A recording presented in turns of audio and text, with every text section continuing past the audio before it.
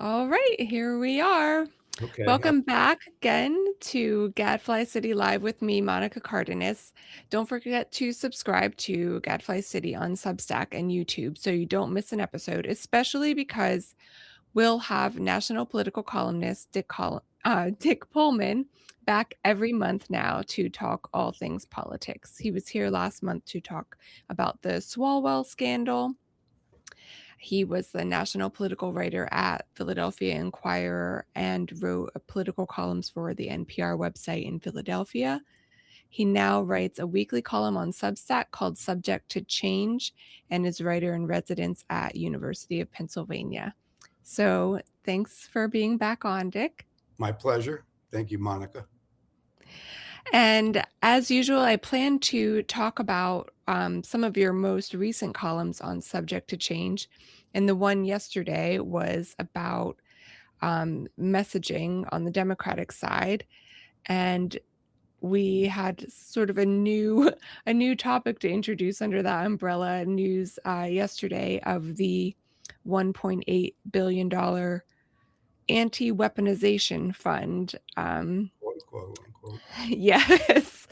Can you tell us a little bit about that before we get into everything else? Yeah.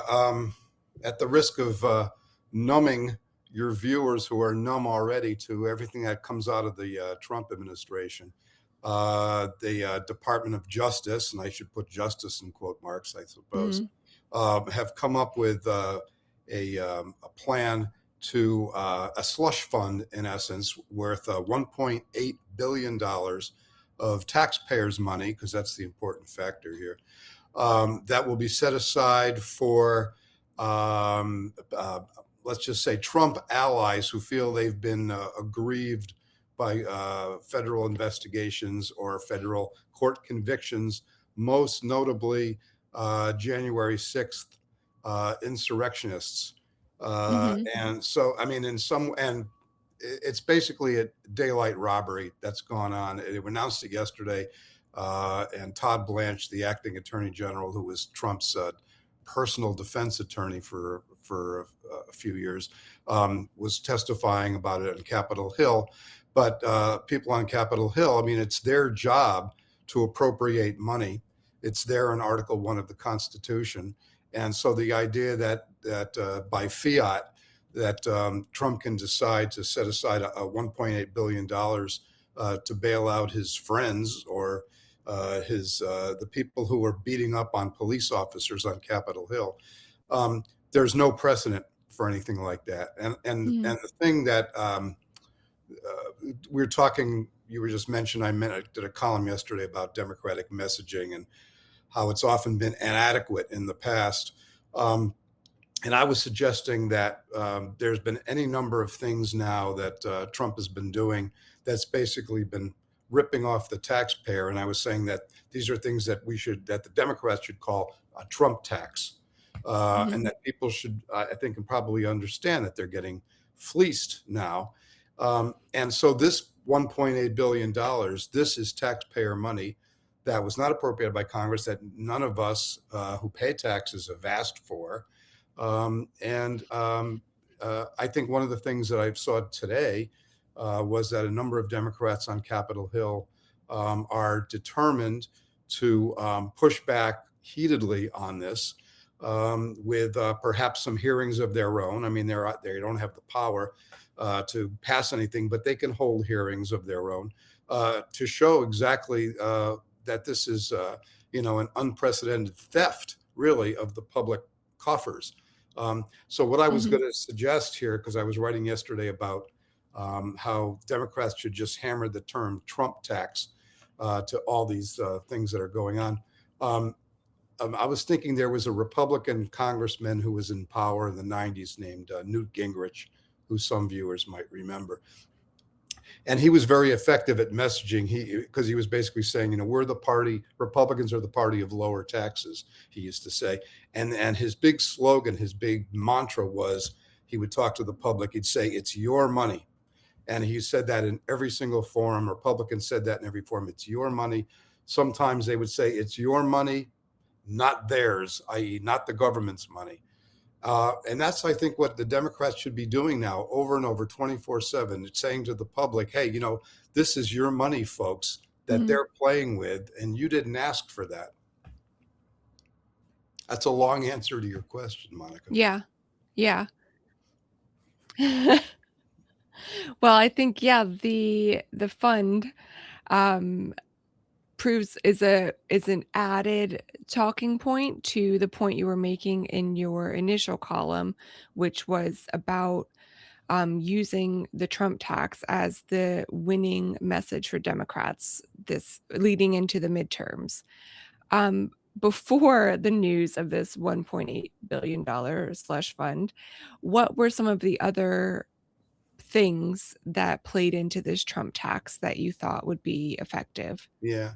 Well, one of them would be the ballroom that he wants to build, which was Mhm, ballyhooed originally when he was talking originally. If anybody's going to believe him at face value, he was saying this was all going to be paid for with private donor funds, mhm, billionaires who support him. Um, Come to find out now that he's basically asked Republicans, his allies or his the doormats, Republican doormats on Capitol Hill, to insert $1 billion into appropriation bills for the ballroom, which would also be public money. mhm, And there's any number of ways to do that to talk about this. Um, Republicans last fall decided they decided they weren't going to extend certain there were certain tax credits and subsidies for Obamacare, that people who sign up for Obamacare were really getting help to for affordable health coverage, and they decided to let those subsidies expire. So now a lot of people are losing their health coverage, or they're switching to plans with incredibly high deductibles and incredibly high premiums. mhm, So that's money out of their pockets too. That's de facto a Trump tax. I think that, I mean, there's many other examples in the column, but I think the bottom line, what I was saying, I don't think I actually wrote this particular line, but I was basically saying, it's not just, you don't just, what they're doing is they're taxing you all the time now. Groceries going up because mhm, of the war in Iran. How could I forget mhm, this? Groceries going up because of the war in Iran. Building materials going up because stuff's arriving late, or diesel fuel costs mhm, are rising rapidly. Diesel fuel is what you need to deliver the stuff to market. The gas at the pump, of course, averaging 4.50 mhm, a gallon. That's because of the war in Iran. So this is money coming out of your pockets all the time. mhm. So you're not just paying on April 15th with your Right. tax return. People are paying now every day. Um, And costs of living were the main reason, people turned to Trump in the last election. So it right. seems like this would be a huge opportunity for Democrats to use to make some big wins in the midterms. Well, yeah, I was Um, arguing that point. They have the wind at yeah. their back with the polls, is what I was saying. Yeah, yeah. But, as you said in your piece that, Democrats aren't great at messaging historically. So can you tell us a little bit about that issue and, like, how you've seen that occur in, Yeah. recent Well, years? I've been covering politics for a really long time, and I certainly want to have us, I wouldn't want us to stroll too far down memory lane because there's many examples in the past. But Republicans just seem to have they come from, a lot of Republicans come from the private sector. They understand marketing, they understand selling, they Mhm, understand the value of a simple slogan, endlessly hammered. Whereas Democrats are much more, they're more nuanced, not only more nuanced, they're reactive, and they have sort of layers and layers of Democratic consultants who sort of fight with each other about what messaging should be, and they also, I hate to say it, and uh, I want to say this the best way I can, but Democrats often trust too much in the ability a of moment. Oh, here he is. okay, we're on still. Okay, Yeah, yeah. that, that when Republicans go after Democrats with some very simplistic sloganeering. A lot of times Democrats just say, well, the public, they're not going to believe that, so we don't Mhm. really have to hit back. We don't have to like go tit for tat on these things because the public's not going to buy these arguments. That's one of the things that hurt. I'm going back to 1988 when Michael Dukakis ran against George Bush Sr. Um, in 2004 when John Kerry ran against George Bush II. Um, Mhm. and Kerry was a war hero, but the Republicans worked up these ads, made it sound like the medals he got were phony or something. And the Kerry camp was like, "Oh, people aren't going to believe that." Well, they did.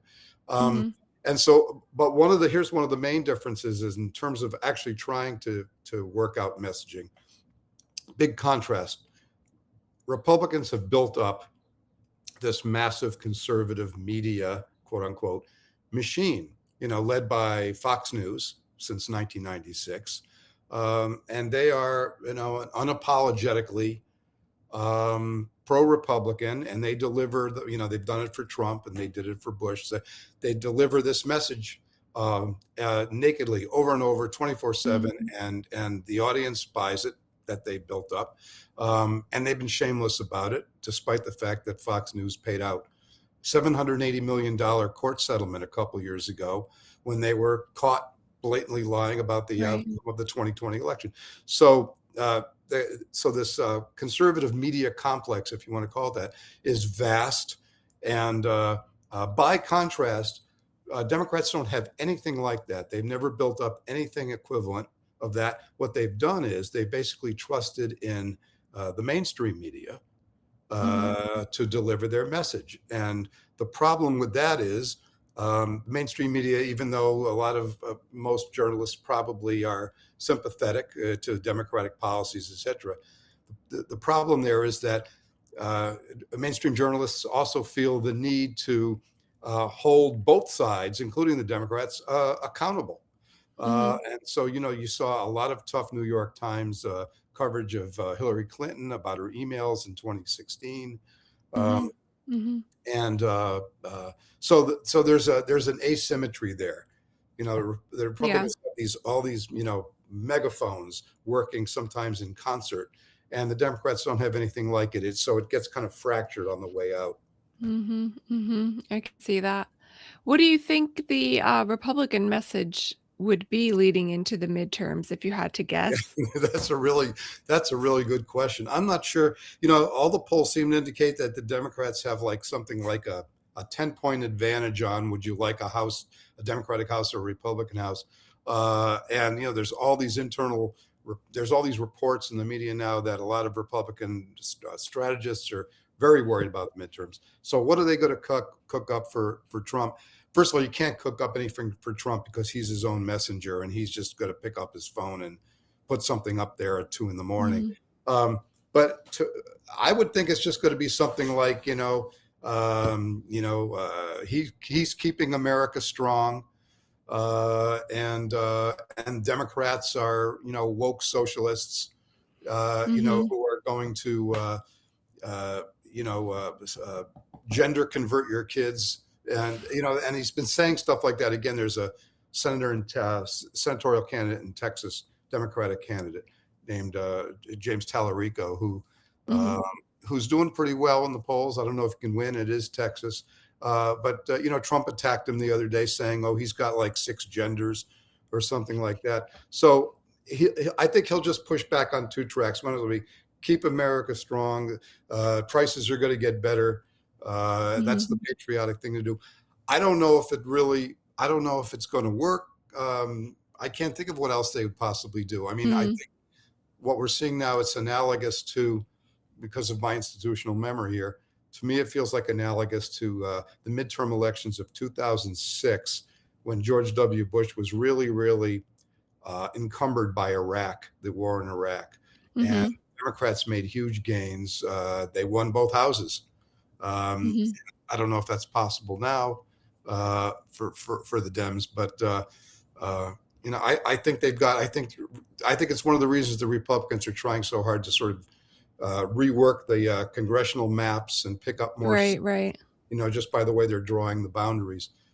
Yeah, But I don't know if that can actually work in time.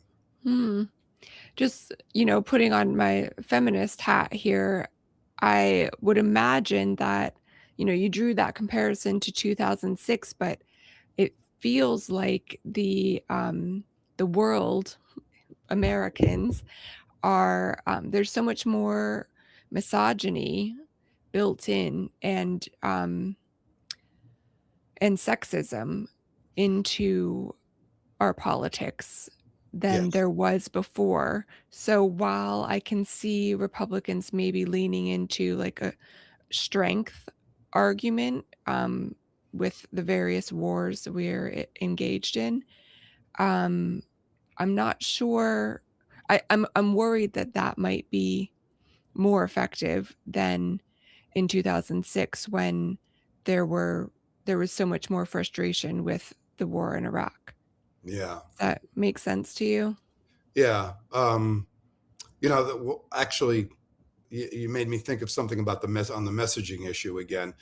Part of the problem in 2016 when Hillary Clinton was running and everybody thought she was going to win was, they had some messaging problems. She had different things and that going on, and nobody could quite land on one.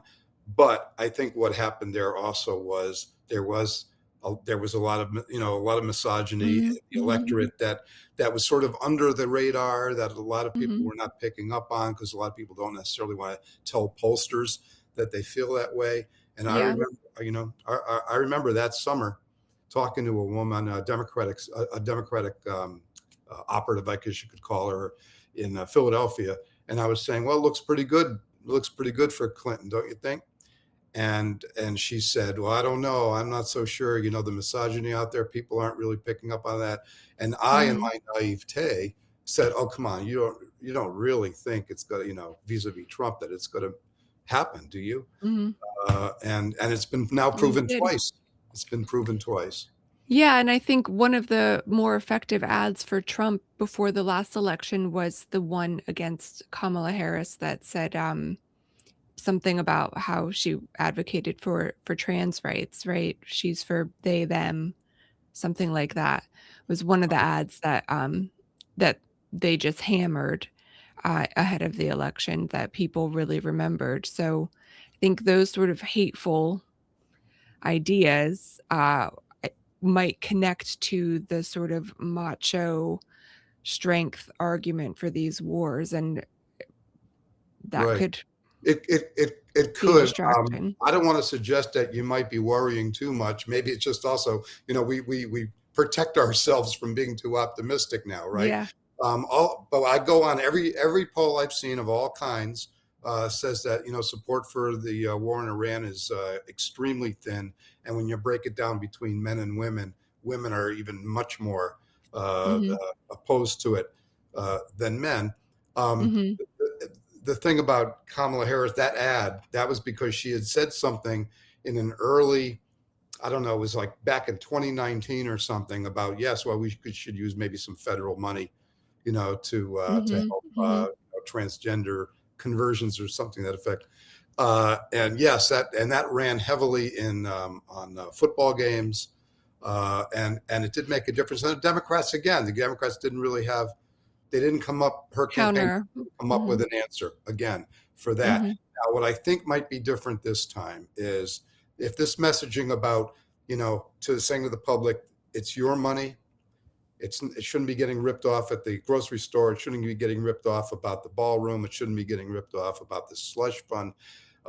That is meat and potatoes, kitchen table Yeah. stuff. Economics, economics, economics. There's like nothing about cultural issues in there whatsoever. And that's something I think the Democrats need to basically step back Mhm. on a little bit, at least for this particular campaign. That's really almost not in play. If people are Mhm. feeling the pinch in their bottom line, you know, go after that and stay with that to the exclusion of anything else. Yeah. Yeah. You wrote last week about the, MAGA dropouts that Democrats should be willing to welcome into the fold. Right. if this messaging works for Democrats, if they embrace the Trump tax and that's effective, then I would expect there will be a lot more MAGA dropouts. So, who do you think they're likely to be MAGA Yeah, dropouts? And by MAGA dropouts, I should say you mean people who were supportive of Trump previously and have turned against him recently. right, right. Yeah, I mean, and there is a most Republicans still, if you look at the polls, it's something like 85% or whatever Republicans are still supporting Trump, but a 15% drop off is not insignificant. And they're already out there. I mean, I guess in my own lingo, I consider them kind of like, soft Republicans or independent. Mhm, Or some of them consider themselves to be independent voters, but they've typically voted Republican, but they consider themselves independent. And there's a lot of, I mean, I know some of this is, well, that's the statistic. About 15% have dropped out.